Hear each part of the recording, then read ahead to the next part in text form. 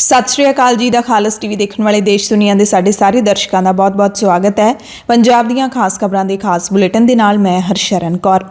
अज 16 अप्रैल है, दिन शनिचरवार है। खबरों के इस खास बुलेटिन दे विच तुहानूं पंजाब दीयां वड्डियां ताज़ा ते अहम सारियां खबरां दस्सांगे। अज पंजाब दे विच आम आदमी पार्टी की सरकार बने नूं पूरा 1 महीना हो गया। पिछले 16 मार्च नूं मुख मंत्री भगवंत सिंह मान ने खड़कड़ कलां दे विच बड़े शानो शौकत दे नाल अहुदे दी सौं चुकी सी ते अज सरकार दे वल्लों पूरा 1 महीने का रिपोर्ट कार्ड पेश किया जा रहा है। तुसीं देखोगे अज दीयां अखबारां दे विच वड्डे वड्डे जिहड़े इश्तिहार छपे हुए ने कि 1 महीने दे विच आम आदमी पार्टी की नवीं सरकार ने की कुछ किया है। इन्हां इश्तिहारां दे विच सब तो पहले नंबर ते एक वड्डा ऐलान लिखिया होया जिसका हले अज ऐलान किया जाना है ते ये ऐलान है 1 जुलाई तो 300 यूनिट मुफ्त बिजली का ऐलान। 30 दिनों का रिपोर्ट कार्ड दसते हुए मुख मंत्री भगवंत सिंह मान ने दस्सिया है कि एंटी करप्शन एक्शन लाइन की शुरुआत भी की है। असीं 25,000 नवीं सरकारी नौकरियां का ऐलान किए जाने का इस दे विच जिक्र किया होया है।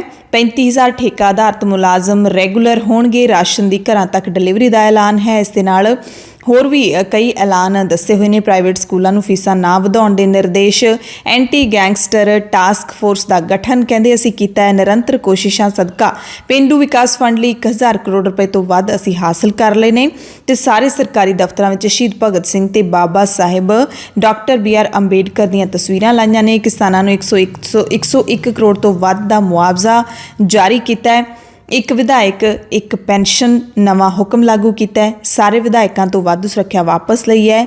23 मार्च को शहीदी दिवस मौके सरकारी छुट्टी की गई है, हर साल होया करेगी। विधायकों को आम जनता वास्ते 24 घंटे 7 दिन उपलब्ध रहने के हुक्म दिते ने आम आदमी पार्टी की सरकार ने। तो किसानों को जिणस के एक दाणे की निर्विघन खरीद का भरोसा भी कहते असीं दिता है। इस 1 महीने दे विच नाल ही सारे जिलों के डिप्टी कमिश्नरां नूं 1 महीने के अंदर मुड़ वसेबा केंद्रां नूं अपग्रेड करने के निर्देश भी दिते ने। सो ये 30 दिनों का रिपोर्ट कार्ड आम आदमी पार्टी की सरकार ने लोगों के सामने रखा है। तो 1 महीने की कारगुजारी ते विरोधी सवाल चुकन लगे ने। विरोधियों का काम ही सवाल चुकना हुंदा है। सो किने की कहा है अगे तुहानूं बुलेटिन दे विच दस्सांगे। पहलां तुहानूं दसदे हां कि जिहड़ा अज ऐलान किया जाना है उस बारे की कुछ सानूं पता लग्या। सरकार ने 300 यूनिट मुफ्त बिजली देने के लिए 3 नुकाती फार्मूला तैयार किया है जिसका ऐलान अज रस्मी तौर पर किया जाएगा। यह सहूलत 1 जुलाई 2022 तो मिलनी शुरू होगी। तो ये भी तुहानूं याद करवा दिंदे आ कि दिल्ली के मुख मंत्री और आम आदमी पार्टी के सुप्रीमो अरविंद केजरीवाल ने पंजाब के लोगों को बिना किसी भेदभाव के 300 यूनिट मुफ्त बिजली देने का पहला वादा किया सी। ते परसों मुख मंत्री भगवंत सिंह मान ने भी कहा सी कि 16 अप्रैल को एक वड्डी खुशखबरी पंजाब नूं देंगे। तो जिहड़े 3 नुकते तैयार किए गए हैं उन्हां दे विचों पहला नुकता तो सानूं ये पता लग्या है कि आम आदमी पार्टी की सरकार सारे खपतकारां दे 300 यूनिट बिजली माफ़ कर सकती है। दूसरा ये पता लग्या कि सिर्फ उन्हां खपतकारां नूं ही मुफ्त बिजली दी जाऊगी जिन्हां दी खपत 300 यूनिट तक ही रहिंदी है। तो अजिहे खपतकारां की गिणती करीब 61,55,000 बनती है। तो 11,45,000 घरेलू खपतकार इस स्कीम चों इस दे तहत बाहर हो जाएंगे। जे पहला नुकता लागू होंदा तो फिर सारिਆਂ ਨੂੰ ही मिलूगी पंजाब के करीब 73 लाख घरेलू खपतकारां नूं। तीजा नुकता ये पता लग्या कि 300 यूनिट बिजली माफ़ी लिए बिजली के लोड की शर्त रखी जा सकती है।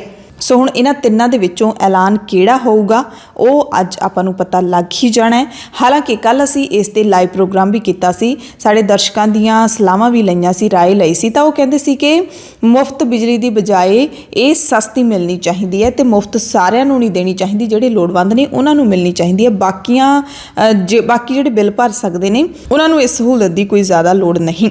ये भी तुहानूं दस दिंदे आ कि हुण इस वक्त 22 लाख ऐसी खपतकारां नूं पहलां ही 200 यूनिट बिजली माफ़ दी जा रही है। तो 7 किलोवाट लोड तक वाले खपतकारां नूं प्रति यूनिट 3 रुपये बिजली सस्ती दी जा रही है। इसका ऐलान पिछली चन्नी सरकार ने किया सी। किसानां नूं थोड़ा फिकर दे विच पाउण दी गल है क्योंकि पिछले कई दिनों तो पंजाब दे विच कणक की खरीद दा रेड़का चल रहा है। पंजाब सरकार की बेनती ते केंद्र ने टीमां भेजियां।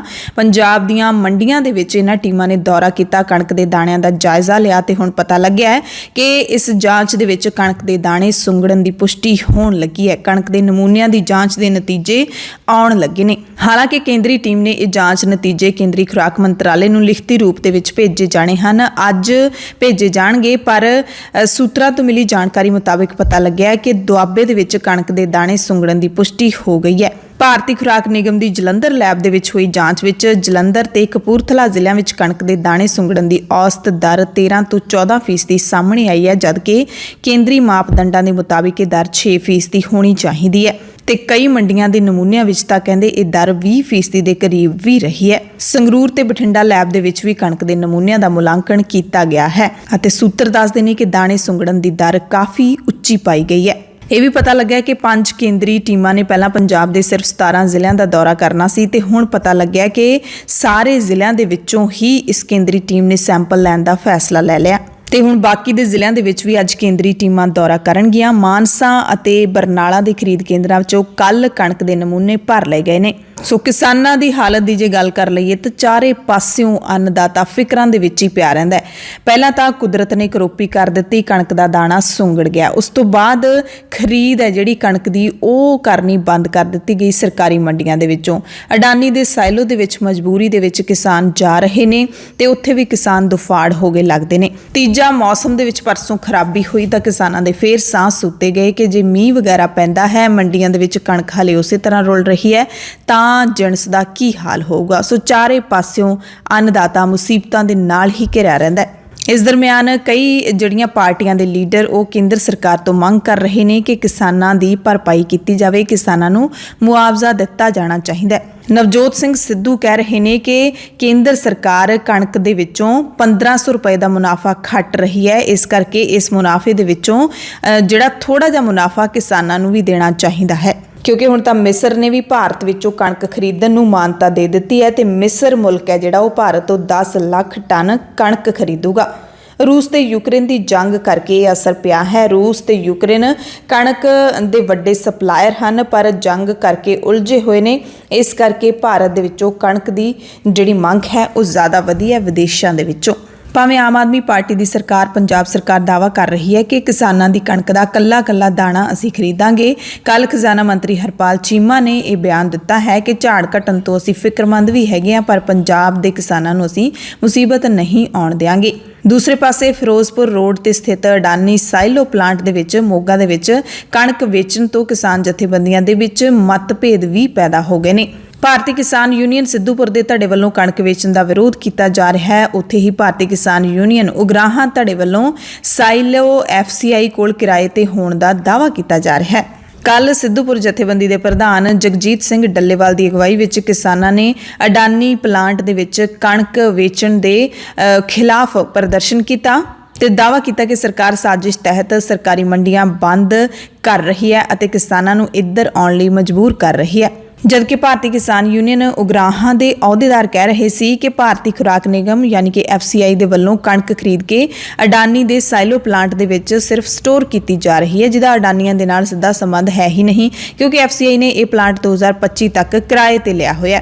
ਤੇ ਹੁਣ ਇੱਕ ਨਵੀਂ ਗੱਲ ਇਹ ਵੀ ਸਾਹਮਣੇ ਆ ਰਹੀ ਹੈ, ਜਿੱਥੇ ਕੱਲ ਤੱਕ ਦੱਸਿਆ ਜਾ ਰਿਹਾ ਸੀ ਕਿ ਸਾਇਲੋ ਪਲਾਂਟ ਦੇ ਵਿੱਚ ਕਿਸਾਨਾਂ ਨੂੰ ਕੋਈ ਵੀ ਦਿੱਕਤ ਨਹੀਂ ਆ ਰਹੀ, ਪਰ ਸਾਇਲੋ ਪਲਾਂਟ ਵਿੱਚ ਕਿਸਾਨਾਂ ਨੂੰ ਕਣਕ ਵੇਚਣ ਦੇ ਲਈ ਵੀ ਖੁਆਰ ਹੋਣਾ ਪੈ ਰਿਹਾ ਹੈ। ਕਹਿੰਦੇ ਪਲਾਂਟ ਦੇ ਵਿੱਚ ਕੱਲ ਜਦੋਂ FCI ਦੇ ਵੱਲੋਂ ਕਣਕ ਦੀ ਖਰੀਦ ਕਰਨ ਮੌਕੇ ਮਾਪਦੰਡਾਂ ਦੇ ਆਧਾਰ ਤੇ ਟਰਾਲੀਆਂ ਵਾਪਸ ਭੇਜੀਆਂ ਗਈਆਂ ਤਾਂ ਕਿਸਾਨਾਂ ਨੇ ਰੌਲਾ ਪਾ ਲਿਆ ਤੇ ਕਈ ਘੰਟਿਆਂ ਤੱਕ ਇੱਥੇ ਕਣਕ ਦੀ ਖਰੀਦ ਦਾ ਕੰਮ ਰੁਕਿਆ ਰਿਹਾ। ਕਿਸਾਨਾਂ ਨੇ ਕਿਹਾ ਕਿ ਕਰੀਬ 15 ਘੰਟੇ ਵਾਰੀ ਦਾ ਇੰਤਜ਼ਾਰ ਕਰਨ ਤੋਂ ਬਾਅਦ ਜਦੋਂ ਕਣਕ ਲਾਉਣ ਦੀ ਵਾਰੀ ਆਉਂਦੀ ਹੈ ਤਾਂ FCI ਅਧਿਕਾਰੀ ਮਾਪਦੰਡਾਂ ਬਹਾਨੇ ਖਰੀਦ ਤੋਂ ਟਾਲਾ ਵੱਟ ਲੈਂਦੇ ਨੇ।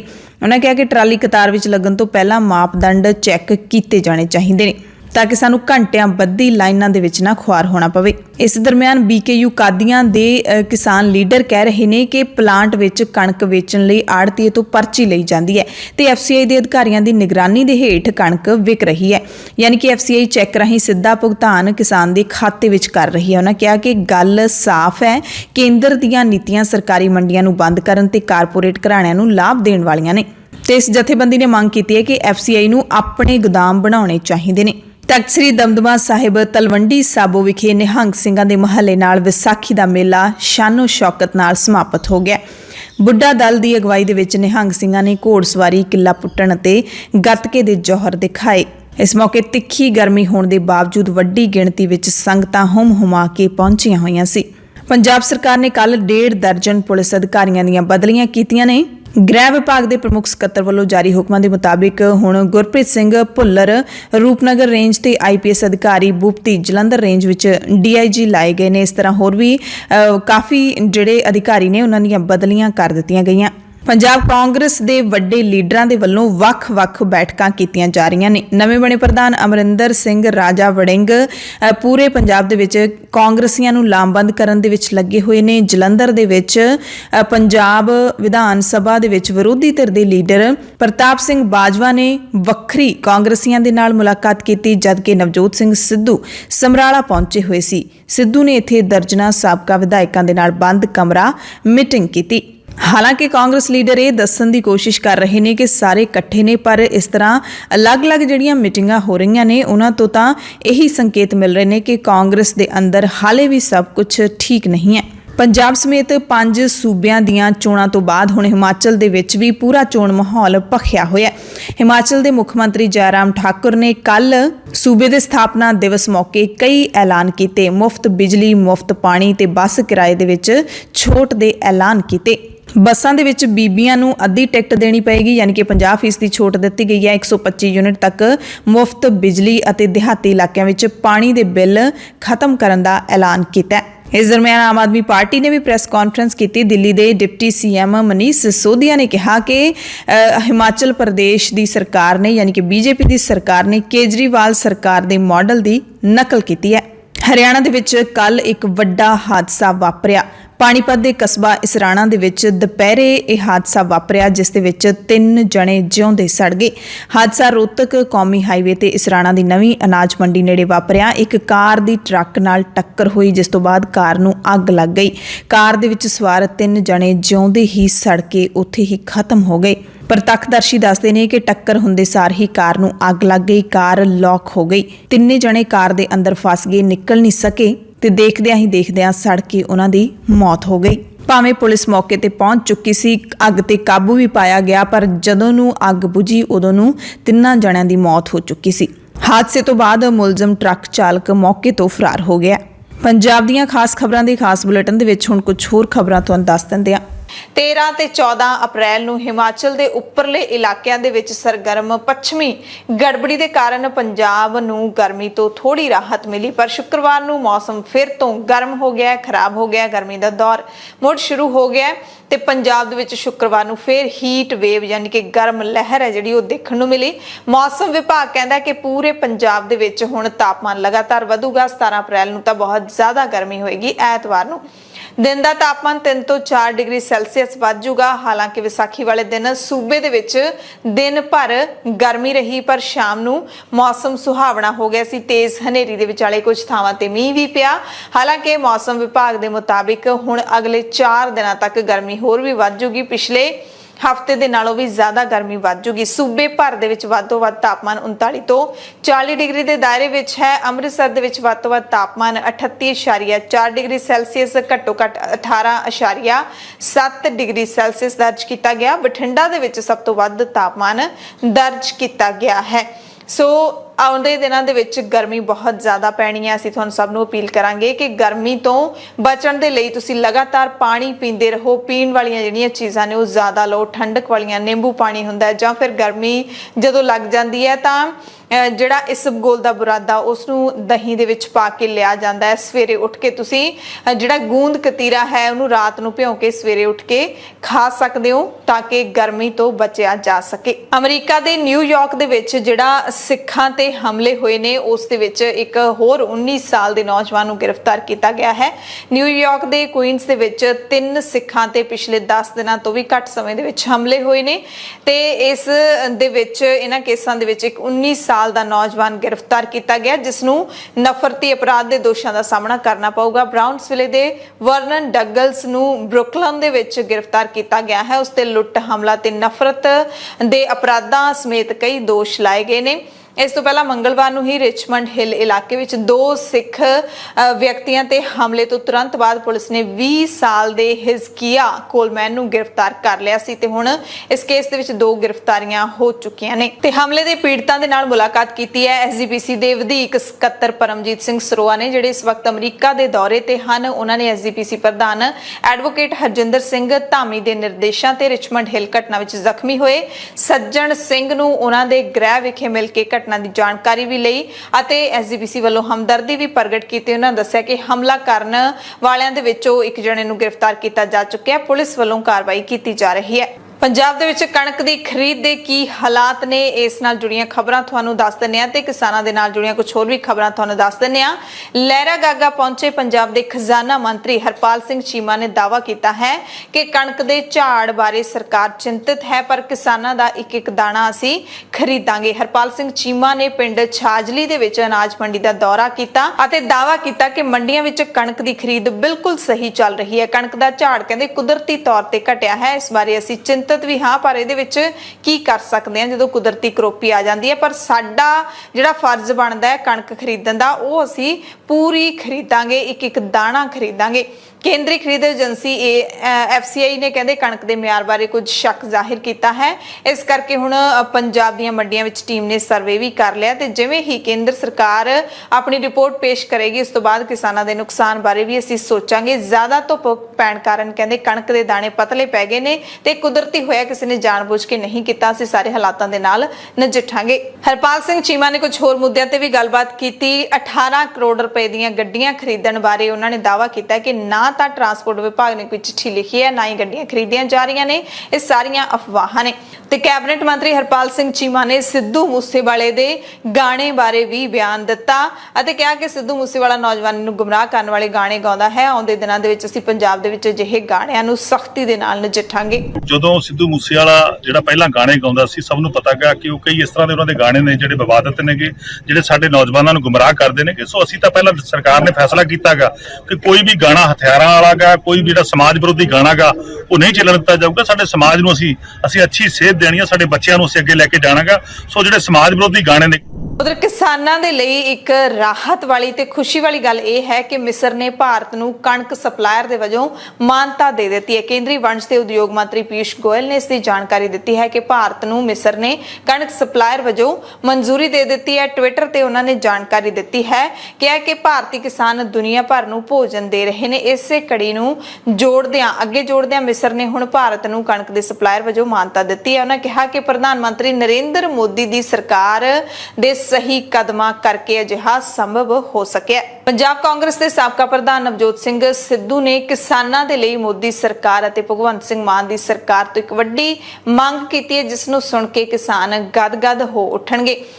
ਸਿੱਧੂ ਨੇ ਕਿਹਾ ਕਿ ਮੈਂ ਭਾਰਤ ਤੇ ਪੰਜਾਬ ਸਰਕਾਰ ਨੂੰ ਬੇਨਤੀ ਕਰਦਾ ਕਿ ਕਿਸਾਨਾਂ ਨੂੰ ਐਲਾਨੇ ਗਏ MSP ਤੋਂ ਉੱਤੇ ਘੱਟੋ ਘੱਟ 400 ਰੁਪਏ ਪ੍ਰਤੀ ਕੁਇੰਟਲ ਵੱਧ ਮੁੱਲ ਦਿੱਤਾ ਜਾਵੇ, ਜਿਸ ਨੂੰ ਮੁਆਵਜ਼ਾ ਵੀ ਕਿਹਾ ਜਾ ਸਕਦਾ ਹੈ। ਕਹਿੰਦੇ ਜਿਹੜੀ ਹੀਟ ਵੇਵ ਚੱਲ ਰਹੀ ਹੈ, ਲੋਆਂ ਚੱਲ ਰਹੀਆਂ ਨੇ, ਉਹਨਾਂ ਕਰਕੇ ਕਣਕ ਦਾ ਝਾੜ 30 ਤੋਂ 40% ਘਟ ਗਿਆ, ਪਰ ਕੌਮਾਂਤਰੀ ਮੰਡੀ ਦੇ ਵਿੱਚ ਕਣਕ ਦਾ ਭਾਅ 3500 ਰੁਪਏ ਪ੍ਰਤੀ ਕੁਇੰਟਲ ਤੋਂ ਉੱਤੇ ਹੈ ਅਤੇ ਸਰਕਾਰ ਹੈ ਜਿਹੜੀ ਉਹ MSP ਤੇ 1500 ਰੁਪਏ ਦੇ ਕਰੀਬ ਹੀ ਲੈ ਰਹੀ ਹੈ। 2-2000 ਦਾ ਮੁਨਾਫਾ ਕਮਾ ਰਹੀ ਹੈ ਤੇ ਸਰਕਾਰ ਨੂੰ ਇਹ ਜਿਹੜਾ ਹਿੱਸਾ ਹੈ ਮੁਨਾਫੇ ਦਾ, ਉਹ ਕਿਸਾਨਾਂ ਦੇ ਨਾਲ ਵੀ ਸਾਂਝਾ ਕਰਨਾ ਚਾਹੀਦਾ ਹੈ। ਕਹਿੰਦੇ ਸਾਰਾ ਮੁਨਾਫਾ ਸਰਕਾਰ ਤੇ ਵਿਚੋਲਿਆਂ ਦੀ ਜੇਬ 'ਚ ਕਿਉਂ ਜਾਵੇ, ਜਦਕਿ ਕਿਸਾਨ ਬਿਨਾਂ ਰੋਕ ਟੋਕ ਮਹਿੰਗਾਈ ਤੇ ਮੌਸਮ ਦੀ ਮਾਰ ਚੱਲ ਰਹੇ ਨੇ। ਇਸ ਕਰਕੇ ਉਹਨਾਂ ਨੂੰ ਕਿਸਾਨਾਂ ਨੂੰ ਜਿਹੜਾ MSP ਹੈ, ਜਿਹੜਾ ਕਣਕ ਦਾ ਰੇਟ ਹੈ, ਉਹ 500 ਰੁਪਏ ਤੱਕ ਵਧਾ ਕੇ ਦੇਣਾ ਚਾਹੀਦਾ ਹੈ। ਕਿ ਜਿਹੜੀ ਕਣਕ ਅੰਤਰਰਾਸ਼ਟਰੀ ਮਾਰਕੀਟ 'ਚ ਇੰਟਰਨੈਸ਼ਨਲ ਮਾਰਕੀਟ ਦੇ ਵਿੱਚ ਜਿਹੜੀ 2200 ਮਿਲਦੀ ਸੀ, ਉਹ ਅੱਜ 3500 ਮਿਲਦੀ ਹੈ। 3500 ਕਣਕ ਦੀ ਡਿਮਾਂਡ ਇੰਨੀ ਵੱਧ ਗਈ, ਭਾਵੇਂ ਝਾੜ ਘਟ ਗਿਆ ਲੇਕਿਨ ਕਣਕ ਦੀ ਡਿਮਾਂਡ ਇੰਨੀ ਵੱਧ ਗਈ ਵੀ ਅੱਜ ਅੰਤਰਰਾਸ਼ਟਰੀ ਮਾਰਕੀਟ ਦੇ ਵਿੱਚ ਕਣਕ 3500 ਦੀ ਹੈ। ਤੇ ਜੇ ਭਾਰਤ ਸਰਕਾਰ 2000 ਨੂੰ ਚੁੱਕਦੀ ਹੈ ਤੇ ਜੇ 2000 ਨੂੰ ਚੁੱਕਦੀ ਹੈ ਤਾਂ 3500 ਨੂੰ ਵਿਕ ਰਹੀ ਹੈ। ਇਸੇ ਕਰਕੇ ਜਿਹੜੇ ਪ੍ਰਾਈਵੇਟ ਪਲੇਅਰ ਵੀ ਚੁੱਕ ਰਹੇ ਨੇ, ਉਹ 200 ਰੁਪਈਆ ਵੱਧ ਲੈ ਕੇ 1300 ਕਮਾ ਰਹੇ ਨੇ ਉਸੇ ਦਿਨ। ਇਸ ਕਰਕੇ ਮੇਰਾ ਭਾਰਤ ਸਰਕਾਰ ਨੂੰ ਵਿਨਮਰ ਬੇਨਤੀ ਹੈ ਕਿ ਕਿਸਾਨ ਦੇ ਕੋਲ ਸਟੋਰੇਜ ਹੈ ਨਹੀਂ। ਮੈਂ ਪਹਿਲਾਂ ਦਾ ਰੌਲਾ ਪਾਉਂਦਾ ਰਿਹਾ ਲੋਕੀ ਸਰਕਾਰਾਂ ਬਣਾਉਣ ਤੁਲੇ ਹੋਏ ਸੀ ਤੇ ਮੈਂ ਉਦੋਂ ਪੰਜਾਬ ਦੀਆਂ ਗੱਲਾਂ ਕਰਦਾ ਸੀ। ਮੈਂ ਉਦੋਂ ਵੀ ਕਹਿੰਦਾ ਸੀ ਸਟੋਰੇਜ ਹੈ ਨਹੀਂ। ਉਧਰ ਮੇਘਾਲਿਆ ਦੇ ਰਾਜਪਾਲ ਸਤਿਆਪਾਲ ਮਲਿਕ ਨੇ ਕਿਸਾਨਾਂ ਦੇ ਮੁੱਦੇ ਤੇ ਇੱਕ ਵਾਰ ਮੁੜ ਤੋਂ ਕੇਂਦਰ ਸਰਕਾਰ ਤੇ ਨਿਸ਼ਾਨਾ ਸਾਧਿਆ। ਉਹਨਾਂ ਕਿਹਾ ਕਿ ਮੈਂ ਕਿਸਾਨਾਂ ਦੇ ਮੁੱਦੇ ਚੁੱਕਣ ਲਈ ਆਪਣਾ ਅਹੁਦਾ ਖੁੱਸਣ ਤੋਂ ਵੀ ਨਹੀਂ ਡਰਦਾ।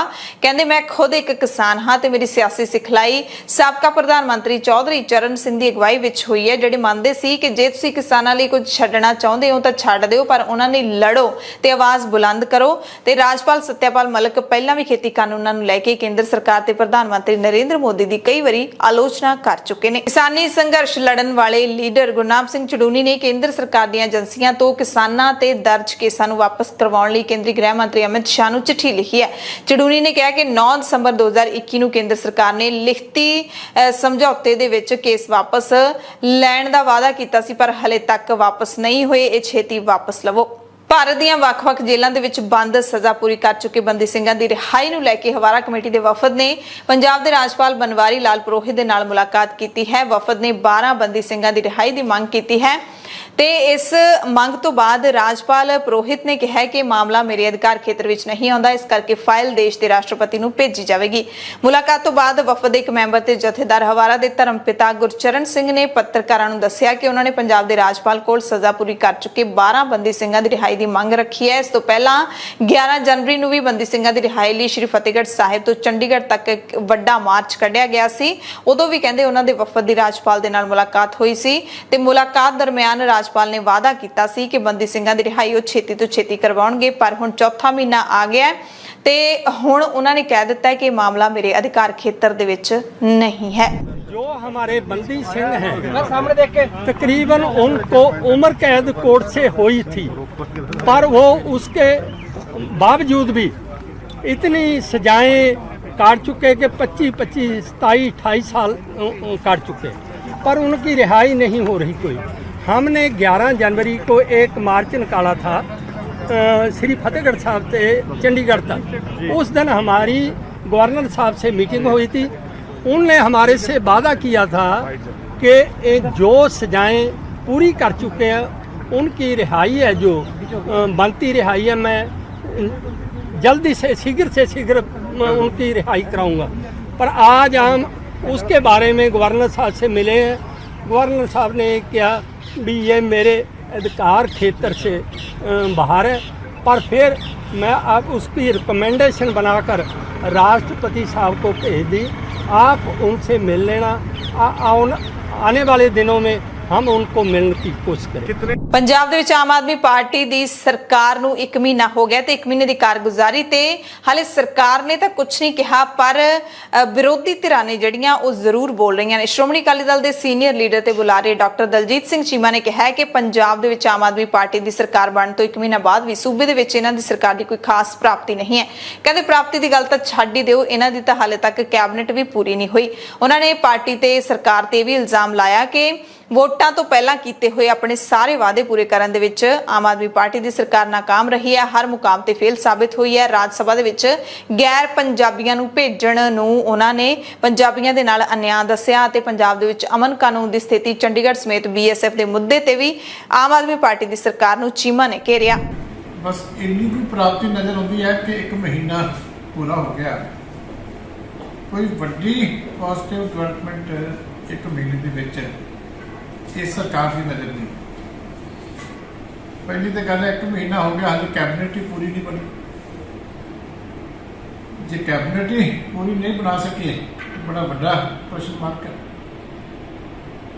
ਦੂਜੀ ਗੱਲ ਕਿ ਜਿਹੜੇ ਵਾਅਦੇ ਕੀਤੇ ਸੀ, ਚਾਹੇ ਕੇਜਰੀਵਾਲ ਸਾਹਿਬ ਨੇ ਸੀ, ਚਾਹੇ ਭਗਵੰਤ ਮਾਨ ਜੀ ਨੇ ਕੀਤੇ ਸੀ ਕਿ ਬਣਦਿਆਂ ਸਾਰੀ ਪਹਿਲੀ ਸ਼ਹਿ ਦੇ ਨਾਲ ਅਸੀਂ 1000 ਰੁਪਏ ਬੀਬੀਆਂ ਨੂੰ ਦਿਆਂਗੇ, 300 ਯੂਨਿਟ ਬਿਜਲੀ ਦੇ ਮਾਫ ਕਰਾਂਗੇ, ਹੋਰ ਦਿਆਂਗੇ। ਅਸੀਂ ਹਾਲੇ ਤੱਕ ਕਿਸੇ ਦਾ ਧੂੰਆਂ ਨਹੀਂ ਨਿਕਲਿਆ ਕਿ ਕੀ ਹੋ ਰਿਹਾ।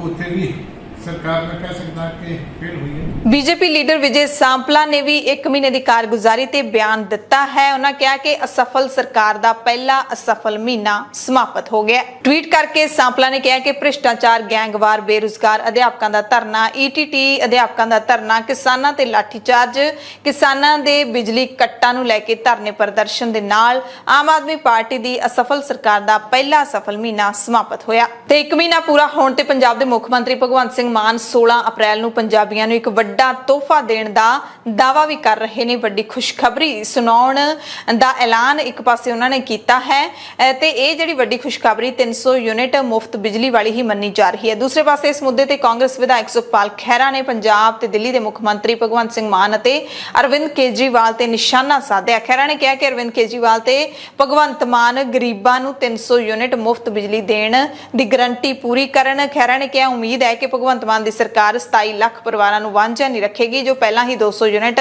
ਮੁਫਤ ਬਿਜਲੀ ਹਾਸਲ ਕਰ ਰਹੇ ਨੇ। ਉਹਨਾਂ ਇਹ ਵੀ ਕਿਹਾ ਕਿ ਇਹ ਕੋਈ ਬਹੁਤਾ ਵੱਡਾ ਇਤਿਹਾਸਿਕ ਫੈਸਲਾ ਨਹੀਂ ਹੈ ਕਿਉਂਕਿ 200 ਯੂਨਿਟ ਤਾਂ ਪਹਿਲਾਂ ਤੋਂ ਹੀ ਸਾਡੀ ਸਰਕਾਰ ਵੀ ਮੁਫਤ ਦੇ ਰਹੀ ਸੀ। 27 ਲੱਖ ਬੰਦਾ ਪੰਜਾਬ ਦੇ ਵਿੱਚ 200 ਯੂਨਿਟ ਆਲਰੇਡੀ ਫ੍ਰੀ ਮਿਲ ਰਹੀ ਹੈ ਉਹਨਾਂ ਨੂੰ। ਕੋਈ ਨਵੀਂ ਗੱਲ ਨਹੀਂ ਕਹਿਣ ਜਾ ਰਹੇ। ਕਹਿੰਦੇ ਇਤਿਹਾਸਿਕ ਫੈਸਲਾ ਆ ਰਿਹਾ 16 ਅਪ੍ਰੈਲ ਨੂੰ। ਕਿੱਡਾ ਕਿ ਇਤਿਹਾਸਿਕ ਆ? 200 ਦੀ ਬਜਾਏ ਹੁਣ 300 ਯੂਨਿਟ ਦੇਣਗੇ। ਪਰ ਇਹਦੇ ਸ਼ਰਾਰਤ ਆ ਇੱਕ ਦਿੱਲੀ ਸਰਕਾਰ ਨੇ ਜਿਹੜੀ ਕੇਜਰੀਵਾਲ ਨੇ ਉੱਥੇ ਕਹੀ ਹੈ, ਜਿਹੜੀ ਲੋਕਾਂ ਦੀ ਡੋਮੇਨ 'ਚ ਆ ਚੁੱਕੀ। ਉਹ ਕਹਿੰਦੇ ਜੇ 301 ਯੂਨਿਟ ਵੀ ਕਿਸੇ ਨੇ ਖਰਚ ਕਰਤੀ ਨਾ ਤੇ ਫਿਰ ਫੁੱਲ ਬਿੱਲ ਆਵੇਗਾ। ਹੁਣ ਤਾਂ ਕੀ ਹੋ ਰਿਹਾ ਕਿ 27 ਲੱਖ ਜਿਹੜਾ ਕੰਜ਼ਿਊਮਰ ਆ ਪੰਜਾਬ ਦਾ ਪਰਿਵਾਰ, ਉਹਨੂੰ 200 ਯੂਨਿਟ ਮਾਫ ਕਰਕੇ ਅਗਲਾ ਬਿੱਲ ਲੈਂਦੀ ਹੈ ਪੰਜਾਬ ਸਰਕਾਰ। ਤੇ ਜੇ 301 ਵੀ ਹੋਗੀ ਤੇ ਫਿਰ ਆਊਗਾ bill 500 unit, 600 unit, 700 unit, full rate ਲੱਗੇਗਾ। ਇਸ ਲਈ ਮੇਰੇ ਦੋਸਤੋ, ਸਤਿਕਾਰਯੋਗ ਪੰਜਾਬ ਦੇ ਬਸ਼ਿੰਦਿਓ, ਆਮ ਆਦਮੀ ਪਾਰਟੀ ਦੇ ਜਿਹੜੇ ਲੋਕ ਕੁਛ ਐਵੇਂ ਜਿੱਦਾਂ ਮੋਦੀ ਦੇ ਅੰਨੇ ਭਗਤ ਹੋਏ ਨਾ, ਐਵੇਂ ਅੰਧ ਵਿਸ਼ਵਾਸ ਵਿੱਚ ਧਰਮ ਦੀ ਉਹਨਾਂ ਦੇ ਚਾਦਰ ਪੈ ਗਈ ਮੋਹਰੇ, ਇੱਦਾਂ ਕੁਛ ਲੋਕ ਆਮ ਆਦਮੀ ਪਾਰਟੀ ਦੇ ਅੰਨੇ ਭਗਤ ਹੋਏ ਨੇ। ਭਗਤੀ ਕਰੋ, ਰਿਸਪੈਕਟ ਕਰੋ, ਭਗਤੀ ਨਾ ਕਰੋ। ਇਹ ਕੋਈ ਖੁਦਾ, ਕੋਈ ਰੱਬ ਨਹੀਂ ਗੇ ਇਹ ਲੋਕ। ਇਹ ਆਪਣੇ ਵਾਂਗੂ, ਤੁਹਾਡੇ ਵਾਂਗੂ ਬਿਲਕੁਲ ਬੰਦੇ ਨੇ। ਉਹਨਾਂ ਦੀ ਰਿਸਪੈਕਟ ਕਰੋ। ਸੁਖਪਾਲ ਸਿੰਘ ਖਹਿਰਾ ਨੇ ਆਮ ਆਦਮੀ ਪਾਰਟੀ ਦੀ ਸਰਕਾਰ ਨੂੰ ਮਾਈਨਿੰਗ ਸਮੇਤ ਹੋਰ ਵੀ ਕਈ ਮੁੱਦਿਆਂ ਤੇ ਘੇਰਿਆ। ਆਪਣੇ ਤੇ ਪੌਣੇ 3 ਲੱਖ ਕਰੋੜ ਰੁਪਏ ਦਾ ਕਰਜ਼ਾ ਵਾ। ਲਗਭਗ 23, 24, 25 ਹਜ਼ਾਰ ਕਰੋੜ ਰੁਪਏ ਆਪਾਂ ਵਿਆਜ ਭਰਦੇ ਆ। ਸੋ ਬਜਟ ਵਿੱਚ ਤਾਂ ਪੈਸਾ ਹੀ ਡਿਵੈਲਪਮੈਂਟ ਵਾਸਤੇ ਬਹੁਤ ਸਾਰੇ ਸਾਲ ਵਿੱਚ ਜ਼ੋਰ ਲਾ ਕੇ 10-15 ਹਜ਼ਾਰ ਕਰੋੜ ਰੁਪਇਆ ਮੰਨ ਲਓ। ਤੇ ਕੇਜਰੀਵਾਲ ਸਾਹਿਬ ਕਹਿੰਦੇ ਨੇ ਕਿ ਮੈਂ ਬਜਟ ਵਿੱਚੋਂ 34 ਹਜ਼ਾਰ ਕਰੋੜ ਰੁਪਇਆ ਕੱਢ ਕੇ ਖਜ਼ਾਨੇ ਵਿੱਚ ਪਾ ਦੂੰਗਾ। ਕੀ ਇਹ ਗੈਰ ਜ਼ਿੰਮੇਵਾਰੀ ਸਟੇਟਮੈਂਟ ਨਹੀਂ ਸੀ? ਕਿਸੇ ਨੇ ਪੁੱਛਿਆ ਹੀ ਨਹੀਂ ਉਹਨਾਂ ਨੂੰ। ਜਦੋਂ ਚੰਨੀ ਸਰਕਾਰ ਬਣੀ, ਜਦੋਂ ਉਹਨਾਂ ਨੇ ਰੇਤਾ ਬਜਰੀ ਦੇ ਰੇਟ ਘਟਾਏ ਕਿ ਮੈਂ 5.5 ਰੁਪਏ 40 ਦਊਂਗਾ ਰੇਤਾ, ਹਰ ਇੱਕ ਨੂੰ ਦਊਂ ਗਰੀਬ ਬੰਦੇ ਨੂੰ, ਤਾਂ ਫਿਰ ਉਹਨਾਂ ਨੇ ਕਿਹਾ ਸਾਡਾ 330 ਕਰੋੜ ਦੀ ਬਜਾਏ ਇਹ ਹੁਣ ਰੈਵਨਿਊ ਜਿਹੜੀ ਪੰਜਾਬ ਸਰਕਾਰ ਨੂੰ ਇਕੱਠੀ ਹੋਵੇ ਸਿਰਫ 95 ਕਰੋੜ ਹੈ। ਸਿਰਫ 95 ਕਰੋੜ। ਤੇ ਕੇਜਰੀਵਾਲ ਸਾਹਿਬ ਕਹਿੰਦੇ ਮੈਂ 20,000 ਕਰੋੜ ਰੁਪਏ ਕੱਢੂਗਾ ਇਹਦੇ ਵਿੱਚੋਂ। ਜੇ 20,000 ਕਰੋੜ ਦੀਆਂ ਆਕਸ਼ਨ ਹੋਣਗੀਆਂ ਖੱਡਾਂ, ਤੇ ਲਾਓ ਅੰਦਾਜ਼ਾ ਕਿ ਤੁਹਾਨੂੰ ਰੇਤਾ ਬਜਰੀ ਤੇ ਜਿਹੜਾ ਹੈ ਗ੍ਰੈਵਲ ਕੰਸਟਰਕਸ਼ਨ ਮਟੀਰੀਅਲ ਉਹ ਤੁਹਾਨੂੰ ਕਿੰਨਾ ਮਹਿੰਗਾ ਮਿਲੇਗਾ। ਇਹਦਾ ਅੰਦਾਜ਼ਾ ਤਾਂ ਲਾਓ ਜਰਾ ਮਾੜਾ ਜਿਹਾ। ਅਕਸਰ ਜੇ ਅਸੀਂ ਸਟੇਟ ਤੋਂ ਰੈਵਨਿਊ ਵਧਾਵਾਂਗੇ, ਅਸੀਂ ਜਿੱਦਾਂ ਨਿਲਾਮੀ ਕਰਕੇ ਜ਼ਿਆਦਾ ਪੈਸੇ ਪੰਜਾਬ ਸਰਕਾਰ ਖਿੱਚੇਗੀ ਤਾਂ ਸਮਾਨ ਮਹਿੰਗਾ ਹੀ ਮਿਲੂਗਾ ਨਾ, ਆਪਾਂ ਨੂੰ ਸਸਤਾ ਤਾਂ ਮਿਲ ਨਹੀਂ ਸਕਦਾ। ਆਮ ਆਦਮੀ ਪਾਰਟੀ ਦੀ ਸਰਕਾਰ ਨੂੰ ਵਿਰੋਧੀ ਲੀਡਰ ਲਗਾਤਾਰ ਘੇਰ ਰਹੇ ਨੇ। ਕਾਂਗਰਸ ਵਿਧਾਇਕ ਅਤੇ ਪੰਜਾਬ ਵਿਧਾਨ ਸਭਾ ਦੇ ਵਿੱਚ ਵਿਰੋਧੀ ਧਿਰ ਦੇ ਲੀਡਰ ਪ੍ਰਤਾਪ ਸਿੰਘ ਬਾਜਵਾ ਨੇ ਵੀ ਟਵੀਟ ਕੀਤਾ ਹੈ ਅਤੇ ਕਿਹਾ ਕਿ ਯਕੀਨ ਨਹੀਂ ਹੁੰਦਾ ਕਿ ਪੰਜਾਬ ਸਰਕਾਰ ਨੇ ਆਪਣੇ ਅਫਸਰ ਟ੍ਰੇਨਿੰਗ ਵਾਸਤੇ ਦਿੱਲੀ ਭੇਜੇ। ਉਹਨਾਂ ਨੇ ਨਿਸ਼ਾਨਾ ਸਾਧਿਆ ਜਦੋਂ ਮੁੱਖ ਮੰਤਰੀ ਭਗਵੰਤ ਸਿੰਘ ਮਾਨ ਨੇ 14 ਅਪ੍ਰੈਲ ਨੂੰ ਬਿਆਨ ਦਿੱਤਾ ਕਿ ਮੈਂ ਹੀ ਆਪਣੇ ਅਫਸਰ ਟ੍ਰੇਨਿੰਗ ਲਈ ਦਿੱਲੀ ਭੇਜੇ ਸੀ। ਉਹ ਕਹਿੰਦੇ ਉਹਨਾਂ ਦੇ ਇਸ ਬਿਆਨ ਤੋਂ ਬਾਅਦ ਲੱਗਦਾ ਹੈ ਕਿ ਅਫਸਰਾਂ ਤੇ ਭਰੋਸਾ ਨਹੀਂ ਹੈਗਾ ਪੰਜਾਬ ਸਰਕਾਰ ਨੂੰ। ਬਾਜਵਾ ਨੇ ਵੀ ਕਿਹਾ ਕਿ ਮੁੱਖ ਮੰਤਰੀ ਮਾਨ ਵੱਲੋਂ ਆਪਣੇ ਅਫਸਰਾਂ ਨੂੰ ਦਿੱਲੀ ਭੇਜਣਾ ਉਹਨਾਂ ਦੀ ਕਾਬਲੀਅਤ ਵਿੱਚ ਵਿਸ਼ਵਾਸ ਦੀ ਕਮੀ ਨੂੰ ਦਰਸਾਉਂਦਾ ਹੈ। ਉਹਨਾਂ ਕਿਹਾ ਕਿ ਜੇ ਇਹੀ ਹਾਲ ਰਿਹਾ ਤਾਂ ਰੱਬ ਹੀ ਬਚਾਵੇ ਪੰਜਾਬ ਨੂੰ, ਪੰਜਾਬ ਦਾ ਤਾਂ ਰੱਬ ਹੀ ਰਾਖਾ। ਤੇ ਕਾਂਗਰਸ ਦੇ ਵੱਲੋਂ ਨਿਯੁਕਤ ਕੀਤੇ ਗਏ ਪ੍ਰਤਾਪ ਸਿੰਘ ਬਾਜਵਾ ਨੂੰ ਪੰਜਾਬ ਵਿਧਾਨ ਸਭਾ ਦੇ ਸਪੀਕਰ ਕੁਲਤਾਰ ਸਿੰਘ ਸੰਧਵਾ ਨੇ ਵਿਰੋਧੀ ਧਿਰ ਦੇ ਲੀਡਰ ਵਜੋਂ ਮਾਨਤਾ ਵੀ ਦੇ ਦਿੱਤੀ ਹੈ। ਸਪੀਕਰ ਕੁਲਤਾਰ ਸਿੰਘ ਸੰਧਵਾ ਨੇ ਖੁਦ ਇਸ ਦੀ ਪੁਸ਼ਟੀ ਕੀਤੀ ਹੈ ਤੇ ਹੁਣ ਬਾਜਵਾ ਨੂੰ ਸਰਕਾਰੀ ਕੋਠੀ, ਸਟਾਫ ਕਾਰ ਤੇ ਹੋਰ ਸਹੂਲਤਾਂ ਮਿਲਣਗੀਆਂ ਜਿਹੜੀਆਂ ਇੱਕ ਕੈਬਨਿਟ ਮੰਤਰੀ ਨੂੰ ਮਿਲਦੀਆਂ ਹੁੰਦੀਆਂ। ਸਾਬਕਾ ਲੀਡਰਾਂ ਤੋਂ ਗੱਡੀਆਂ ਵਾਪਸ ਲੈਣ ਵਾਲੇ ਮੁੱਖ ਮੰਤਰੀ ਭਗਵੰਤ ਸਿੰਘ ਮਾਨ ਦੇ ਬਿਆਨ ਤੇ ਹੁਣ ਕਾਂਗਰਸ ਵਿਧਾਇਕ ਪ੍ਰਗਟ ਸਿੰਘ ਨੇ ਵੀ ਜਵਾਬ ਦਿੱਤਾ ਹੈ। ਸੀਐਮ ਮਾਨ ਨੂੰ ਸਿੱਧਾ ਜਵਾਬ ਦਿੰਦਿਆਂ ਕਿਹਾ ਕਿ ਜੇ ਮੇਰੀ ਗੱਡੀ ਵਾਪਸ ਲੈਣੀ ਹੈ ਤਾਂ ਬਾਕੀ 116 ਵਿਧਾਇਕਾਂ ਦੀ ਗੱਡੀ ਵਾਪਸ ਲੈਣ ਦੀ ਵੀ ਜੁਰਅਤ ਕਰੋ। ਉਹਨਾਂ ਟਵੀਟ ਕਰਦਿਆਂ ਕਿਹਾ ਕਿ ਮੈਂ ਮੁੱਖ ਮੰਤਰੀ ਭਗਵੰਤ ਸਿੰਘ ਮਾਨ ਦੀ ਮੇਰੀ ਸਰਕਾਰੀ ਗੱਡੀ ਨੂੰ ਵਾਪਸ ਲੈਣ ਦਾ ਜਿਹੜਾ ਬਿਆਨ ਹੈ ਉਸ ਦਾ ਮੈਂ ਸਵਾਗਤ ਕਰਦਾ ਹਾਂ, ਉਹਨਾਂ ਦੇ ਫੈਸਲੇ ਦਾ ਸਵਾਗਤ ਕਰਦਾ, ਪਰ ਮੈਂ ਉਹਨਾਂ ਨੂੰ ਯਾਦ ਦਿਵਾਉਣਾ ਚਾਹੁੰਦਾ ਕਿ ਸਰਕਾਰੀ ਗੱਡੀ ਮੈਨੂੰ ਬਤੌਰ ਵਿਧਾਇਕ ਮਿਲੀ ਹੈ। ਮੈਨੂੰ ਉਮੀਦ ਹੈ ਕਿ ਕੋਈ ਬਦਲਾਖੋਰੀ ਦੀ ਭਾਵਨਾ ਨਾਲ ਲਿਆ ਗਿਆ ਫੈਸਲਾ ਨਹੀਂ ਹੈ ਤੇ ਮੈਂ ਆਸ ਕਰਦਾ ਕਿ ਤੁਸੀਂ ਮੇਰੇ ਨਾਲ ਬਾਕੀ 116 ਵਿਧਾਇਕਾਂ ਦੀਆਂ ਗੱਡੀਆਂ ਵਾਪਸ ਲੈਣ ਦੀ ਵੀ ਜੁਰਅਤ ਕਰੋਗੇ। 14 ਅਪ੍ਰੈਲ ਨੂੰ ਭਗਵੰਤ ਸਿੰਘ ਮਾਨ ਨੂੰ ਜਦੋਂ ਸਵਾਲ ਪੁੱਛਿਆ ਗਿਆ ਸੀ ਕਿ 18 ਕਰੋੜ ਦੀਆਂ ਗੱਡੀਆਂ ਤੁਹਾਡੀ ਸਰਕਾਰ ਦੇ ਵੱਲੋਂ ਮੰਤਰੀਆਂ ਤੇ ਵਿਧਾਇਕਾਂ ਲਈ ਖਰੀਦੀਆਂ ਜਾ ਰਹੀਆਂ ਨੇ, ਤਾਂ ਉਹਨਾਂ ਨੇ ਖਾਸ ਤੌਰ ਤੇ ਪ੍ਰਗਟ ਸਿੰਘ ਨੂੰ ਸੰਬੋਧਨ ਹੁੰਦਿਆਂ ਕਿਹਾ ਸੀ ਕਿ ਉਹਨਾਂ ਨੂੰ ਸੁਨੇਹਾ ਲਾ ਦਿਓ ਕਿ ਅਸੀਂ ਤਾਂ ਕੋਈ ਗੱਡੀਆਂ ਖਰੀਦਣੀਆਂ ਨਹੀਂ, ਪਰ ਉਹਨਾਂ ਨੂੰ ਜਿਹੜੀਆਂ ਗੱਡੀਆਂ ਮਿਲੀਆਂ ਹੋਈਆਂ ਉਹ ਅਸੀਂ ਵਾਪਸ ਜ਼ਰੂਰ ਲਵਾਂਗੇ। ਇੱਕ ਵੀ ਫੋਰਚੂਨਰ ਗੱਡੀ ਦੀ ਕੋਈ ਦਿਖਾ ਦੇਣ ਕਿ ਅਸੀਂ ਖਰੀਦਣੀ ਹੈ, कि मैं नोटिस दिता है कि नवीं गड्डियां खरीदो। प्रगट सिंह जी होरां नूं मैं बहुत खुशखबरी दे दूंगा कि ਜਿਹੜੀਆਂ ਉਹਨਾਂ ਕੋਲੇ ਨੇ ਅਸੀਂ ਉਹ ਵਾਪਸ ਲਵਾਂਗੇ। ਇੱਕ ਵੀ ਫੋਰਚੂਨਰ ਗੱਡੀ ਦੀ ਕੋਈ ਦਿਖਾ ਦੇਣਾ ਕਿ ਅਸੀਂ ਖਰੀਦਣੀ ਹੈ ਕਿ ਮੈਂ ਨੋਟਿਸ ਦਿੱਤਾ ਹੈ ਕਿ ਨਵੀਆਂ ਗੱਡੀਆਂ ਖਰੀਦੋ। ਪ੍ਰਗਟ ਸਿੰਘ ਜੀ ਹੋਰਾਂ ਨੂੰ ਮੈਂ ਬਹੁਤ ਖੁਸ਼ਖਬਰੀ ਦੇ ਦੂੰਗਾ ਕਿ ਜਿਹੜੀਆਂ ਉਹਨਾਂ ਕੋਲੇ ਨੇ ਅਸੀਂ ਉਹ ਵਾਪਸ ਲਵਾਂਗੇ। ਪੰਜਾਬ ਕਾਂਗਰਸ ਦੇ ਹਾਲਾਤਾਂ ਦੀ ਜੇ ਗੱਲ ਕਰ ਲਈਏ ਤਾਂ ਨਵੇਂ ਬਣੇ ਕਾਂਗਰਸ ਪ੍ਰਧਾਨ ਅਮਰਿੰਦਰ ਸਿੰਘ ਰਾਜਾ ਵੜਿੰਗ ਹੁਣ ਪੰਜਾਬ ਦੇ ਵਿੱਚ ਕਾਂਗਰਸ ਨੂੰ ਇਕੱਠੀ ਕਰਨ ਵਿੱਚ ਲੱਗੇ ਨੇ ਤੇ 2027 ਦੇ ਸੁਪਨੇ ਵੀ ਕਾਂਗਰਸੀ ਲੈਣ ਲੱਗ ਪਏ ਨੇ। ਹਾਲੇ ਪੂਰੇ 5 ਸਾਲ ਪਏ ਨੇ ਵਿਧਾਨ ਸਭਾ ਚੋਣਾਂ ਨੂੰ। ਸੋ ਵੜਿੰਗ ਦੀਆਂ ਸਿੱਧੂ ਤੋਂ ਬਿਨਾਂ ਮੁਲਾਕਾਤਾਂ ਦੱਸੀਆਂ ਜਾ ਰਹੀਆਂ ਨੇ ਤੇ ਸਿੱਧੂ ਨੇ ਜਿਹੜੇ ਉਹ ਪਾਰਟੀ ਚੋਂ ਕੱਢੇ ਗਏ ਲੀਡਰਾਂ ਨੂੰ ਮਿਲਦੇ ਦੇਖੇ ਗਏ 15 ਅਪ੍ਰੈਲ ਨੂੰ ਸ਼ੁੱਕਰਵਾਰ ਨੂੰ। ਅਮਰਿੰਦਰ ਸਿੰਘ ਰਾਜਾ ਵੜਿੰਗ ਗੁਰੂ ਕੀ ਨਗਰੀ ਅੰਮ੍ਰਿਤਸਰ ਦੇ ਵਿੱਚ ਪਹੁੰਚੇ। ਕਾਂਗਰਸ ਦੇ ਸਾਬਕਾ ਵਿਧਾਇਕਾਂ, ਲੋਕ ਸਭਾ ਮੈਂਬਰ ਤੇ ਕੌਂਸਲਰਾਂ ਦੇ ਨਾਲ ਉਹਨਾਂ ਨੇ ਅੰਮ੍ਰਿਤਸਰ ਦੇ ਵਿੱਚ ਮੀਟਿੰਗ ਕੀਤੀ, ਪਰ ਇਸ ਮੀਟਿੰਗ ਵਿੱਚ ਪੰਜਾਬ ਕਾਂਗਰਸ ਦੇ ਸਾਬਕਾ ਪ੍ਰਧਾਨ ਨਵਜੋਤ ਸਿੰਘ ਸਿੱਧੂ ਸ਼ਾਮਲ ਨਹੀਂ ਸਨ। ਪੰਜਾਬ ਦੇ ਸਾਬਕਾ ਡਿਪਟੀ ਸੀਐਮ ਓਮ ਪ੍ਰਕਾਸ਼ ਸੋਨੀ ਦੀ ਘਰ ਹੋਈ ਮੀਟਿੰਗ ਤੋਂ ਬਾਅਦ ਰਾਜਕੁਮਾਰ ਵੇਰਕਾ ਨੇ ਕਿਹਾ ਕਿ ਮੀਟਿੰਗ ਵਿੱਚ ਆਉਣ ਵਾਲੀਆਂ ਚੋਣਾਂ ਵਿੱਚ ਕਾਂਗਰਸ ਦੀ ਜਿੱਤ ਕਿਵੇਂ ਯਕੀਨੀ ਬਣਾਉਣੀ ਹੈ, ਇਸ ਸੰਬੰਧੀ ਵਿਚਾਰ ਵਟਾਂਦਰਾ ਹੋਇਆ ਹੈ। ਮੀਟਿੰਗ ਦੇ ਵਿੱਚ ਰਾਜਕੁਮਾਰ ਵੇਰਕਾ, ਸੁਖਵਿੰਦਰ ਸਰਕਾਰੀਆ ਸਮੇਤ ਕਈ ਹੋਰ ਕਾਂਗਰਸੀ ਲੀਡਰ ਮੌਜੂਦ ਸਨ। ਹਾਲਾਂਕਿ ਵੜਿੰਗ ਨੇ ਮੀਟਿੰਗ ਵਿੱਚ ਨਵਜੋਤ ਸਿੰਘ ਸਿੱਧੂ ਦੀ ਗੈਰ ਹਾਜ਼ਰੀ ਬਾਰੇ ਬੋਲਦਿਆਂ ਕਿਹਾ ਕਿ ਸਿੱਧੂ ਦੇ ਸਮਰਾਲਾ ਜਾਣ ਕਰਕੇ ਉਹਨਾਂ ਨਾਲ ਮੁਲਾਕਾਤ ਨਹੀਂ ਹੋ ਸਕੀ ਤੇ ਜੇ ਨਵਜੋਤ ਕੌਰ ਸਿੱਧੂ ਦੀ ਕਹਿੰਦੇ ਸਿਹਤ ਠੀਕ ਹੋਈ ਤਾਂ ਉਹਨਾਂ ਕੋਲ ਅਸੀਂ ਹਾਜ਼ਰੀ ਜ਼ਰੂਰ ਲਵਾਵਾਂਗੇ। ਵੜਿੰਗ ਨੇ ਫਿਰ ਦੁਹਰਾਇਆ ਕਿ ਆਪਸੀ ਧੜੇਬਾਜ਼ੀ ਕਰਕੇ ਐਤਕੀ ਵੋਟਾਂ ਦੇ ਵਿੱਚ ਕਾਂਗਰਸ ਨੂੰ ਨੁਕਸਾਨ ਹੋਇਆ। ਪਰ ਉਹ ਪਤਾ ਲੱਗਿਆ, ਉਹਨਾਂ ਨੇ ਦੱਸਿਆ ਕਿ ਉਹ ਅੱਜ ਸਮਰਾਲੇ ਜਾ ਰਹੇ ਨੇ, ਉੱਥੇ ਸਰਦਾਰ ਅਮਰੀਕ ਸਿੰਘ ਜੀ ਦੇ, ਇਸ ਕਰਕੇ ਮੇਰਾ ਜਾਣਾ ਨਹੀਂ ਹੋਇਆ। ਸੋ ਮੈਂ ਡਿਊਟੀ ਲਾਈ ਹੈ, ਜੇ ਮੈਡਮ ਦੀ ਉਹਨਾਂ ਦੀ ਤਬੀਅਤ ਠੀਕ ਹੋਈ, ਉਹ ਮਿਲਣਯੋਗ ਹੋਏ ਤਾਂ ਉਹਨਾਂ ਕੋਲ ਜ਼ਰੂਰ ਹਾਜ਼ਰੀ। ਹਾਂਜੀ, ਮੈਨੂੰ ਲੱਗਦਾ ਜੀ ਕਿ ਨੁਕਸਾਨ ਹੋਇਆ, ਸਾਨੂੰ ਕਾਫੀ ਚੀਜ਼ਾਂ ਦਾ ਨੁਕਸਾਨ ਹੋਇਆ, ਜਿਹਦੇ ਵਿੱਚੋਂ ਇੱਕ ਮੈਨੂੰ ਲੱਗਦਾ ਕਿ ਆਪਸ ਦੀ ਜਿਹੜੀ ਧੜੇਬਾਜ਼ੀ ਸੀ ਉਹਦਾ ਵੀ ਸਾਨੂੰ ਨੁਕਸਾਨ ਹੋਇਆ।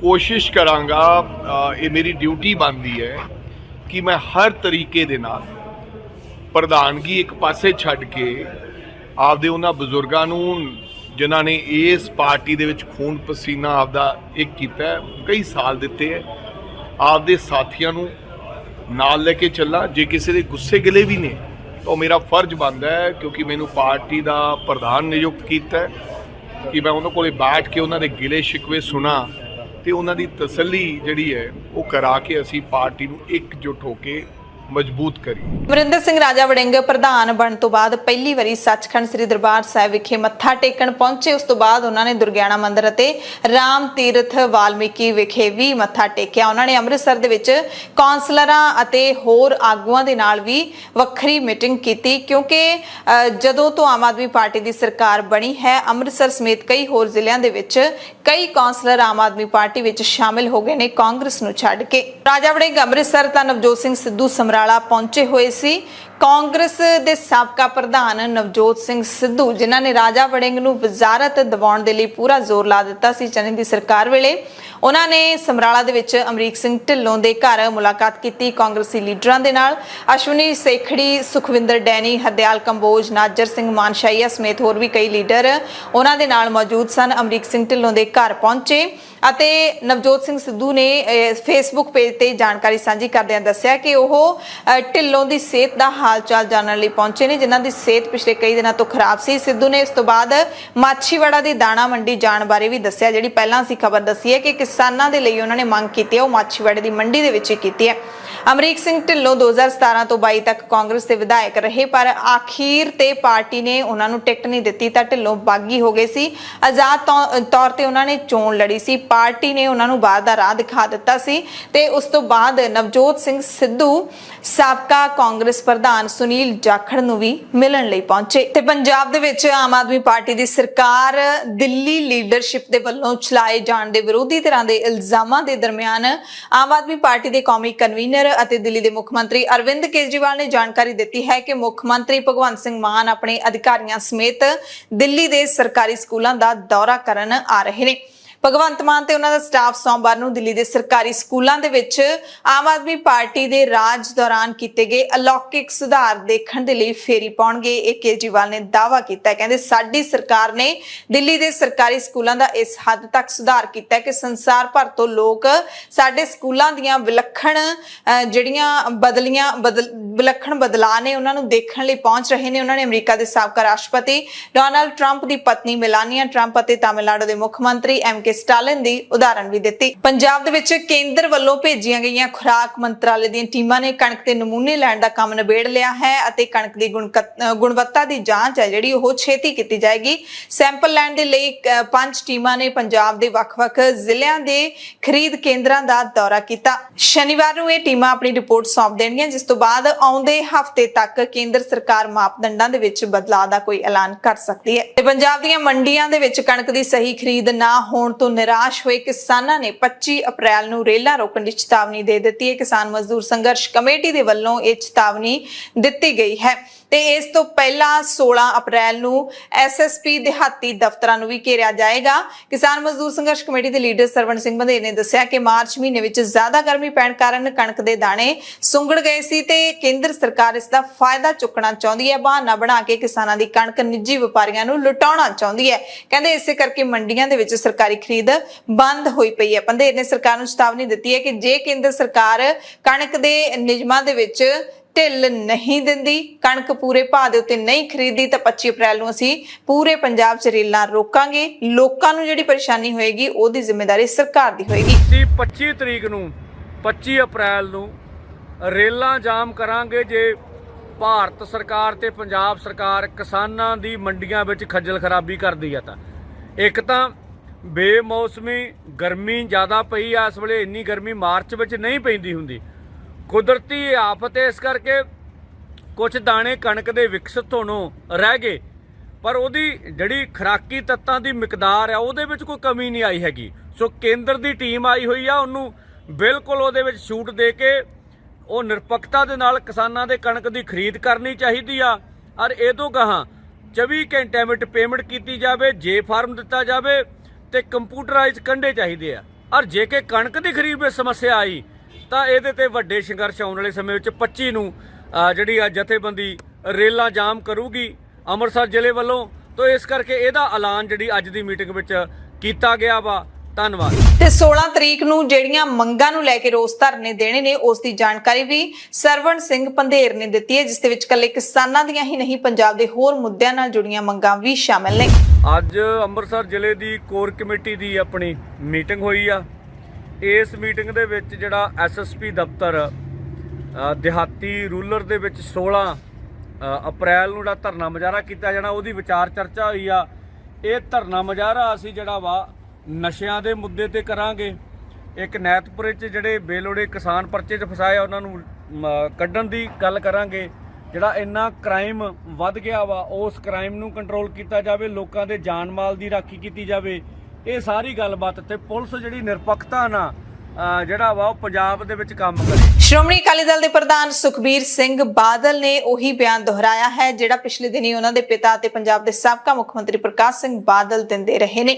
ਸੁਖਬੀਰ ਬਾਦਲ ਨੇ ਕਿਹਾ ਕਿ ਕੇਂਦਰ ਸਰਕਾਰ ਨੇ ਪਹਿਲਾਂ ਦਿੱਲੀ ਕਮੇਟੀ ਤੇ ਕਬਜ਼ਾ ਕੀਤਾ ਤੇ ਹੁਣ ਸ਼੍ਰੋਮਣੀ ਗੁਰਦੁਆਰਾ ਪ੍ਰਬੰਧਕ ਕਮੇਟੀ ਤੇ ਕਬਜ਼ਾ ਕਰਨਾ ਚਾਹੁੰਦੀ ਹੈ। ਤੇ ਜਦੋਂ ਸ਼੍ਰੋਮਣੀ ਅਕਾਲੀ ਦਲ ਦੇ ਵੱਡੇ ਲੀਡਰਾਂ ਦੇ ਅਜਿਹੇ ਬਿਆਨ ਆਉਂਦੇ ਨੇ ਹੁਣ ਤਾਂ ਜਿਹੜੇ ਸਿੱਖ ਭਾਈਚਾਰੇ ਦੇ ਲੋਕ ਨੇ ਉਹਨਾਂ ਦੇ ਮਨ ਵਿੱਚ ਇਹੀ ਸਵਾਲ ਖੜੇ ਹੁੰਦੇ ਨੇ ਕਿ ਜਦੋਂ ਉਹਨਾਂ ਦਾ BJP ਦੇ ਨਾਲ ਗੱਠਜੋੜ ਸੀ ਉਦੋਂ ਆਖਿਰਕਾਰ ਅਕਾਲੀ ਦਲ ਨੂੰ ਇਹਨਾਂ ਗੱਲਾਂ ਦਾ ਪਤਾ ਕਿਉਂ ਨਹੀਂ ਲੱਗਿਆ, ਕਿਉਂਕਿ ਜਿਹੜਾ ਕਬਜ਼ਾ ਹੁੰਦਾ ਉਹ ਇੱਕ ਦਿਨ ਦੇ ਵਿੱਚ ਤਾਂ ਨਹੀਂ ਹੁੰਦਾ, ਹੌਲੀ-ਹੌਲੀ ਸੇਂਧ ਲਾ ਕੇ ਕੀਤਾ ਜਾਂਦਾ। CBSE ਦੇ ਵੱਲੋਂ ਅਗਲੇ ਸਾਲ ਤੋਂ 10ਵੀਂ ਤੇ 12ਵੀਂ ਦੀ ਪ੍ਰੀਖਿਆ ਇੱਕ ਟਰਮ ਦੇ ਵਿੱਚ ਕਰਵਾਈ ਜਾਵੇਗੀ। ਇਹ ਵੱਡੀ ਖਬਰ ਹੈ ਵਿਦਿਆਰਥੀਆਂ ਦੇ ਨਾਲ ਜੁੜੀ ਹੋਈ, ਕਿਉਂਕਿ 10ਵੀਂ ਤੇ 12ਵੀਂ ਬੋਰਡ ਦੇ ਐਗਜ਼ਾਮ ਹੁੰਦੇ ਨੇ ਤੇ ਅਗਲੇ ਸੈਸ਼ਨ ਤੋਂ ਪ੍ਰੀਖਿਆ 2 ਟਰਮਾਂ ਦੇ ਵਿੱਚ ਨਹੀਂ ਹੋਏਗੀ। ਕਰੋਨਾ ਕਰਕੇ ਬੋਰਡ ਵੱਲੋਂ ਇਸ ਸਾਲ 2022-23 ਦੀ 10ਵੀਂ 12ਵੀਂ ਦੀ ਪ੍ਰੀਖਿਆ 2 ਟਰਮਾਂ ਦੇ ਵਿੱਚ ਜ਼ਰੂਰ ਕਰਵਾਈ ਜਾ ਰਹੀ ਹੈ, ਪਰ ਉਸ ਤੋਂ ਬਾਅਦ ਅਗਲੇ ਸੈਸ਼ਨ ਤੋਂ ਇੱਕ ਟਰਮ ਦੇ ਵਿੱਚ ਹੀ ਹੋਏਗੀ। ਪਹਿਲੀ ਟਰਮ ਦੇ ਨਤੀਜੇ ਵੀ ਆ ਚੁੱਕੇ ਨੇ। ਦੂਸਰੀ ਟਰਮ ਦੀ ਪ੍ਰੀਖਿਆ 26 ਅਪ੍ਰੈਲ ਤੋਂ ਸ਼ੁਰੂ ਹੋਣ ਵਾਲੀ ਹੈ। ਹਾਲਾਂਕਿ ਬੋਰਡ ਦੇ ਵੱਲੋਂ ਇਸ ਦਾ ਐਲਾਨ ਨਹੀਂ ਕੀਤਾ ਗਿਆ ਹੈ, ਪਰ ਮੰਨਿਆ ਜਾ ਰਿਹਾ ਹੈ ਕਿ ਐਲਾਨ ਹੈ ਜਿਹੜਾ ਉਹ ਟਰਮ 2 ਦੀ ਪ੍ਰੀਖਿਆ ਖਤਮ ਹੋਣ ਤੋਂ ਬਾਅਦ ਹੀ ਕੀਤਾ ਜਾਏਗਾ ਕਿ ਆਉਂਦੇ ਸੈਸ਼ਨ ਤੋਂ ਇੱਕ ਟਰਮ 6 ਪੇਪਰ ਹੋਇਆ ਕਰਨਗੇ ਤੇ ਪਹਿਲਾਂ ਵੀ ਇਸੇ ਤਰ੍ਹਾਂ ਹੀ ਹੁੰਦੇ ਸੀ।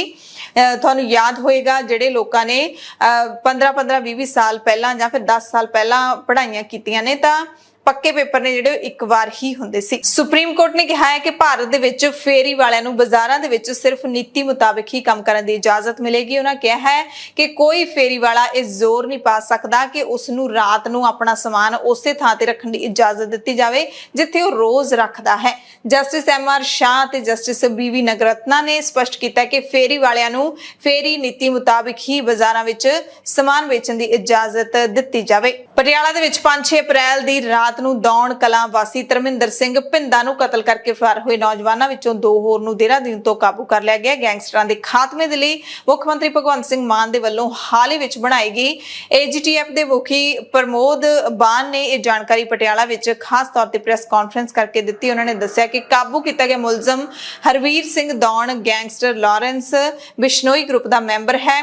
ਤੇਜਿੰਦਰ ਸਿੰਘ ਫੌਜੀ ਵਾਸੀ ਦੌਣ ਨੂੰ ਵੀ ਕਾਬੂ ਕਰ ਲਿਆ ਗਿਆ। ਇਹ ਗ੍ਰਿਫਤਾਰੀਆਂ AGTF ਦੇ AIG ਗੁਰਮੀਤ ਸਿੰਘ ਚੌਹਾਨ ਅਤੇ DSP ਵਿਕਰਮ ਬਰਾੜ ਦੀ ਅਗਵਾਈ ਦੇ ਵਿੱਚ ਕੀਤੀਆਂ ਗਈਆਂ ਨੇ। ਸ਼੍ਰੋਮਣੀ ਗੁਰਦੁਆਰਾ ਪ੍ਰਬੰਧਕ ਕਮੇਟੀ ਨੇ 14 ਅਪ੍ਰੈਲ ਨੂੰ ਖਾਲਸਾ ਸਿਰਜਣਾ ਦਿਹਾੜੇ ਮੌਕੇ ਪੰਜਾਬ ਦੇ ਮੁੱਖ ਮੰਤਰੀ ਭਗਵੰਤ ਸਿੰਘ ਮਾਨ ਦੇ ਵੱਲੋਂ ਤਖਤ ਸ੍ਰੀ ਦਮਦਮਾ ਸਾਹਿਬ ਵਿਖੇ ਕਥਿਤ ਤੌਰ ਤੇ ਸ਼ਰਾਬੀ ਹਾਲਤ ਵਿੱਚ ਜਾਣ ਨੂੰ ਸਿੱਖ ਮਰਿਆਦਾ ਅਤੇ ਗੁਰੂ ਘਰ ਦੇ ਸਤਿਕਾਰ ਦੇ ਵਿਰੁੱਧ ਕਰਾਰ ਦਿੱਤਾ ਹੈ। ਸ਼੍ਰੋਮਣੀ ਕਮੇਟੀ ਦੇ ਅਹੁਦੇਦਾਰਾਂ ਸੀਨੀਅਰ ਮੀਤ ਪ੍ਰਧਾਨ ਰਘੂਜੀਤ ਸਿੰਘ ਵਿਰਕ, ਜੂਨੀਅਰ ਮੀਤ ਪ੍ਰਧਾਨ ਪ੍ਰਿੰਸੀਪਲ ਸੁਰਿੰਦਰ ਸਿੰਘ ਅਤੇ ਜਨਰਲ ਸਕੱਤਰ ਕਰਨੈਲ ਸਿੰਘ ਪੰਜੋਲੀ ਨੇ ਬਿਆਨ ਜਾਰੀ ਕਰਕੇ ਕਿਹਾ ਕਿ ਪੰਜਾਬ ਦੇ ਮੁੱਖ ਮੰਤਰੀ ਦਾ ਗੁਰੂ ਘਰ ਦੇ ਸਤਿਕਾਰ ਨੂੰ ਭੁੱਲਣਾ ਸੰਵਿਧਾਨਕ ਅਹੁਦੇ ਦੀ ਤੋਹੀਨ ਹੋਣ ਦੇ ਨਾਲ-ਨਾਲ ਅਨੈਤਿਕਤਾ ਦੀ ਸਿਖਰ ਵੀ ਹੈ।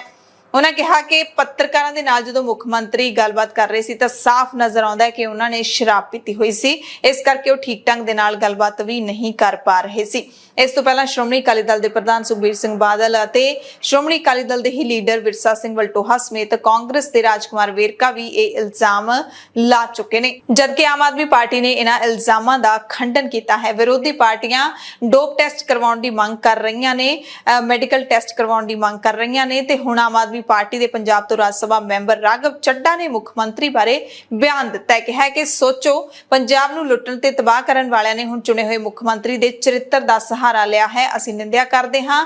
ਰਾਘਵ ਚੱਡਾ ਨੇ ਕਿਹਾ ਕਿ ਮੈਂ ਕਹਿਣਾ ਚਾਹੁੰਦਾ ਕਿ ਭਗਵੰਤ ਮਾਨ ਦਾ ਕਿਰਦਾਰ 24 ਕੈਰਟ ਦੇ ਸੋਨੇ ਤੋਂ ਵੀ ਸ਼ੁੱਧ ਹੈ। ਪੰਜਾਬ ਦੇ ਟਰਾਂਸਪੋਰਟ ਮੰਤਰੀ ਲਾਲਜੀਤ ਸਿੰਘ ਭੁੱਲਰ ਨੇ 14-15 ਅਪ੍ਰੈਲ ਦੀ ਰਾਤ ਨੂੰ ਡੇਰਾਬੱਸੀ ਦੇ ਵਿਧਾਇਕ ਗੁਲਜੀਤ ਸਿੰਘ ਰੰਧਾਵਾ ਦੇ ਨਾਲ ਰਲ ਕੇ ਜ਼ੀਰਕਪੁਰ ਅਤੇ ਡੇਰਾਬੱਸੀ ਦੇ ਵਿੱਚ ਪ੍ਰਾਈਵੇਟ ਬੱਸਾਂ ਚੈੱਕ ਕੀਤੀਆਂ, ਬੱਸਾਂ ਦੇ ਕਾਗਜ਼ ਚੈੱਕ ਕੀਤੇ, ਮੌਕੇ ਤੇ ਕਈਆਂ ਦੇ ਚਲਾਨ ਵੀ ਕੱਟੇ। ਪਿਛਲੇ ਦਿਨੀ ਰੋਪੜ ਦੇ ਵਿੱਚ ਜੋ ਟ੍ਰਿਪਲ ਮਰਡਰ ਦੀ ਘਟਨਾ ਵਾਪਰੀ ਹੈ, ਜਿਸ ਦੇ ਵਿੱਚ ਡਾਕਟਰ ਪਤੀ ਪਤਨੀ ਤੇ ਉਹਨਾਂ ਦੀ ਡਾਕਟਰ ਧੀ ਦਾ ਕਤਲ ਹੋ ਗਿਆ ਘਰ ਦੇ ਵਿੱਚ ਹੀ, ਉਸ ਮਾਮਲੇ ਦੇ ਵਿੱਚ ਹੁਣ ਇੱਕ ਨਵਾਂ ਸੁਰਾਗ ਪੁਲਿਸ ਦੇ ਹੱਥ ਲੱਗਿਆ ਹੈ। ਨਵੀਂ ਅਪਡੇਟ ਇਹ ਹੈ ਕਿ ਜਿਹੜਾ ਇਸ ਪਰਿਵਾਰ ਦਾ ਪੁੱਤਰ ਪ੍ਰਭਜੋਤ ਸਿੰਘ ਗਾਇਬ ਹੈ, ਉਹ ਵੀ ਕਹਿੰਦੇ ਡਾਕਟਰ ਹੈ, ਉਸ ਦੀ ਐਕਟਿਵਾ ਨਹਿਰ ਦੇ ਕਿਨਾਰੇ ਝਾੜੀਆਂ ਦੇ ਕੋਲੋਂ ਮਿਲੀ ਹੈ।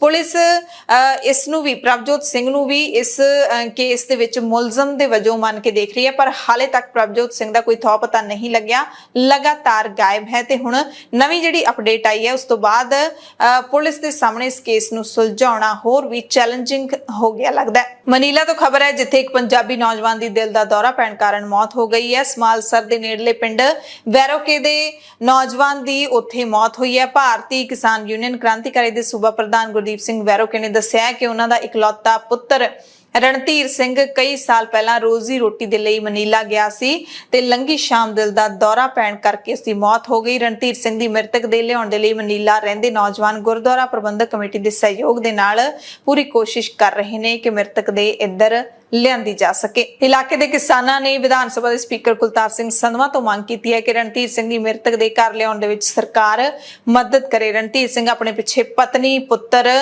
2 ਪੁੱਤਰਾਂ ਤੇ 1 ਪੁੱਤਰੀ ਨੂੰ ਛੱਡ ਗਿਆ ਹੈ। ਕਪੂਰਥਲਾ ਤੋਂ ਖਬਰ ਦੱਸਦੇ ਹਾਂ, ਜਿੱਥੇ ਸੰਤ ਗੁਰਚਰਨ ਸਿੰਘ ਦੇ ਅੰਤਿਮ ਸੰਸਕਾਰ ਵੇਲੇ ਜ਼ਬਰਦਸਤ ਹੰਗਾਮਾ ਹੋਇਆ। ਵਿਵਾਦ ਕਰਕੇ ਅੰਤਿਮ ਸੰਸਕਾਰ ਦੀਆਂ ਰਸਮਾਂ ਵੀ ਪੂਰੀਆਂ ਨਹੀਂ ਹੋ ਸਕੀਆਂ।